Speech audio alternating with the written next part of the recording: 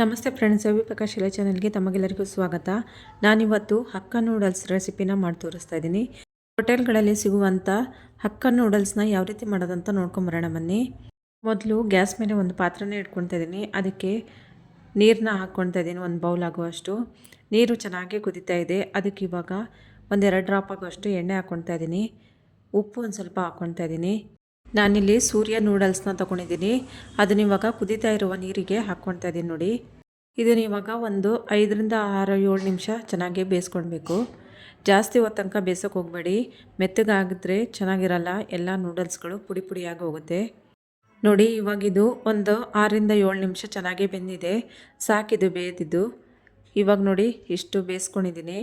ಜಾಸ್ತಿ ಬೇಯಿಸೋಕೆ ಹೋಗಬೇಡಿ. ಒಂದು ಸ್ವಲ್ಪ ಗಟ್ಟಿ ಇರೋತ್ತಿಗೆ ಇದನ್ನು ತೆಗೆದು ಬಿಡಬೇಕು, ಇಲ್ಲ ಅಂತ ಹೇಳಿದರೆ ಮೆತ್ತಗಾಗ್ಬಿಡುತ್ತೆ.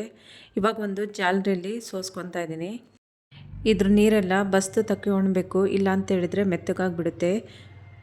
ಮತ್ತು ಇದ್ರ ಮೇಲ್ಗಡೆಯಿಂದ ತಣ್ಣೀರನ್ನ ಹಾಕ್ಕೊಳ್ತಾ ಇದ್ದೀನಿ. ಇವಾಗ ತಣ್ಣೀರು ಹಾಕ್ಕೊಳ್ಳೋದ್ರಿಂದ ಒಂದಕ್ಕೊಂದು ನೂಡಲ್ಸು ಅಂಟೋದಿಲ್ಲ ಮತ್ತು ಮೆತ್ತಗಾಗೋದಿಲ್ಲ, ಕಟ್ಟಾಗೋದಿಲ್ಲ ನೂಡಲ್ಸು ನೋಡಿ. ನೀರೆಲ್ಲ ಸೋಸ್ಕೊಂಡಿದ್ದಾಗಿದೆ. ಇದನ್ನ ಇವಾಗ ಪಕ್ಕಕ್ಕೆ ಎತ್ತಿಟ್ಕೊತಾ ಇದ್ದೀನಿ. ಗ್ಯಾಸ್ ಮೇಲೆ ಒಂದು ಬಾಣಲೆನ ಇಟ್ಕೊತಾ ಇದ್ದೀನಿ. ಅದಕ್ಕೆ 2ರಿಂದ 3 ಟೇಬಲ್ ಸ್ಪೂನ್ ಆಗುವಷ್ಟು ಎಣ್ಣೆನ ಹಾಕ್ಕೊತಾ ಇದ್ದೀನಿ. ನಾನಿಲ್ಲಿ ತರಕಾರಿಗಳನ್ನೆಲ್ಲ ಚೆನ್ನಾಗಿ ತೊಳ್ಕೊಂಡು ಕಟ್ ಮಾಡಿ ಇಟ್ಕೊಂಡಿದ್ದೀನಿ. ಈರುಳ್ಳಿ, ಹಸಿಮೆಣಸಿನ್ಕಾಯಿ, ಬೆಳ್ಳುಳ್ಳಿ, ಕ್ಯಾಬೇಜು, ಕ್ಯಾರೆಟು, ಕ್ಯಾಪ್ಸಿಕಮ್ಮು ಇದಿಷ್ಟನ್ನು ನಾನು ಕಟ್ ಮಾಡಿ ಇಟ್ಕೊಂಡಿದ್ದೀನಿ. ಇದನ್ನೀಗ ಒಂದೊಂದಾಗಿ ಹಾಕ್ಕೊತಾ ಇದ್ದೀನಿ ನೋಡಿ. ಫಸ್ಟಿಗೆ ಚಿಕ್ಕದಾಗಿ ಹೆಚ್ಚಿಟ್ಟಿರುವಂತಹ ಬೆಳ್ಳುಳ್ಳಿನ ಹಾಕ್ಕೊಂಡಿದ್ದೀನಿ. ಹಸಿಮೆಣಸಿನ್ಕಾಯಿ ಒಂದು 2ರಿಂದ 3 ತೊಗೊಂಡಿದ್ದೀನಿ, ಅದನ್ನು ಹಾಕ್ಕೊತಾ ಇದ್ದೀನಿ. ಈಗ ಈರುಳ್ಳಿನ ಒಂದೆರಡು ಈರುಳ್ಳಿ ಕಟ್ ಮಾಡಿ ಇಟ್ಕೊಂಡಿದ್ದೀನಿ ಉದ್ದಕ್ಕೆ.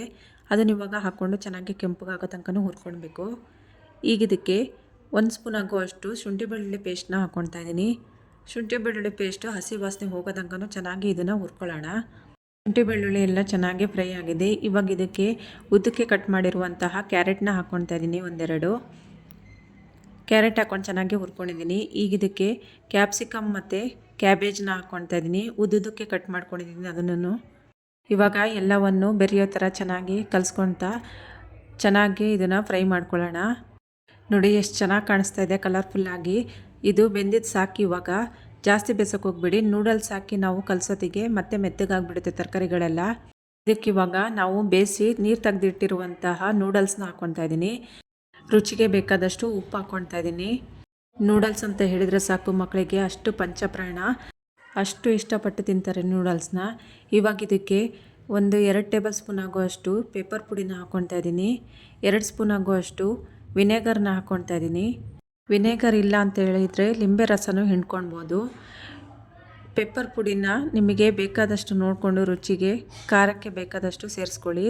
ಈಗ ಸೋಯಾ ಸಾಸ್ನ ಹಾಕ್ಕೊತಾ ಇದ್ದೀನಿ, ಒಂದು 2 ಟೇಬಲ್ ಸ್ಪೂನ್ ಆಗುವಷ್ಟು. ಬೇರೆ ಯಾವ ಸಾಸನ್ನು ಇದಕ್ಕೆ ಸೇರಿಸ್ಕೊತಾ ಇಲ್ಲ ನಾನು. ಚಿಲ್ಲಿ ಸಾಸ್ ಆಗಲಿ ಟೊಮೆಟೊ ಸಾಸ್ ಆಗಲಿ ಸೇರಿಸ್ಕೊತಾ ಇಲ್ಲ, ಬರೀ ಸೋಯಾ ಸಾಸ್ ಮಾತ್ರ ಹಾಕ್ಕೊತಾ ಇರೋದು. ಈಗ ಎಲ್ಲವನ್ನು ಚೆನ್ನಾಗಿ ಬೆರೆಯೋ ಥರ ಮಿಕ್ಸ್ ಮಾಡ್ಕೊಳ್ಬೇಕು. ಮಿಕ್ಸ್ ಮಾಡೋತ್ತಿಗೆ ನಿಧಾನಕ್ಕೆ ಪುಡಿ ಆಗದೆ ಇರೋ ಥರ ನೂಡಲ್ಸು ಮಿಕ್ಸ್ ಮಾಡ್ಕೊಳ್ಬೇಕು. ಕೊನೆಯಲ್ಲಿ ಇದಕ್ಕೆ ಬೇಕಿದ್ದರೆ ಸ್ಪ್ರಿಂಗ್ ಆನಿಯನ್ ಮತ್ತು ಕೊತ್ತಂಬರಿ ಸೊಪ್ಪು ಹಾಕ್ಕೊಳ್ಬೋದು. ನೂಡಲ್ಸ್ ಇವಾಗ ರೆಡಿಯಾಗಿದೆ. ನೋಡಿದ್ರಲ್ವ ಫ್ರೆಂಡ್ಸ್, ರುಚಿಕರವಾದಂತಹ ಹಕ್ಕ ನೂಡಲ್ಸ್ನ ಮನೆಯಲ್ಲೇ ಮಕ್ಕಳಿಗೆ ಈಸಿಯಾಗಿ ಯಾವ ರೀತಿ ಮಾಡಿಕೊಡೋದಂತ ತಿಳ್ಕೊಂಡು, ಈ ಹಕ್ಕ ನೂಡಲ್ಸ್ ಇಷ್ಟ ಆದರೆ ನೀವು ಒಂದ್ಸತಿ ಟ್ರೈ ಮಾಡಿ ನೋಡಿ ಫ್ರೆಂಡ್ಸ್. ಇಷ್ಟ ಆದರೆ ಲೈಕ್ ಮಾಡಿ, ಶೇರ್ ಮಾಡಿ, ಸಬ್ಸ್ಕ್ರೈಬ್ ಮಾಡಿ friends. Thank you for watching.